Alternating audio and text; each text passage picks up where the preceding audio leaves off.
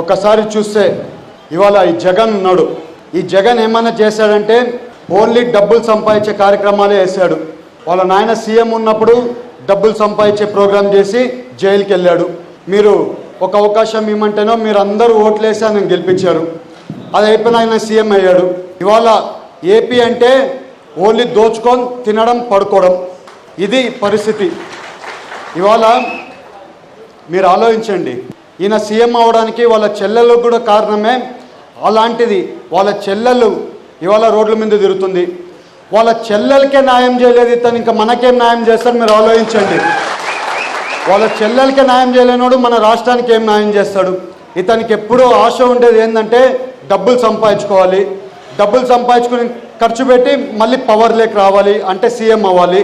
ఇతను ఎప్పుడు దృష్టి ఇది ఒక్కటే, రాష్ట్రాన్ని అభివృద్ధి పాటలు నడిపిద్దామా, ఇరిగేషన్ ప్రాజెక్టులు కడదామా, యువతకి ఉద్యోగాలు ఇద్దామా, మహిళలకి రక్షణ ఇద్దామా, ఇది కాదు నా ఆలోచన.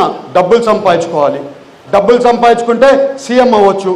పోలవరం ప్రాజెక్టు 75% కంప్లీట్ చేసి ఆర్ఆర్ ప్యాకేజ్ అయినా ఇచ్చినా ఇల్లులు కట్టిన సీఎం ఎవరైనా ఉన్నారంటే అది చంద్రబాబు నాయుడు గారు ఒక్కరే. అలాగే యువతకి ఉద్యోగాలు రావాలన్నా, అలాగే మహిళలకి రక్షణ ఉండాలన్నా ఎవరైనా ఉన్నారంటే, విజన్ అయిన లీడర్ ఎవరైనా ఉన్నారంటే అది చంద్రబాబు నాయుడు గారు ఒక్కరే.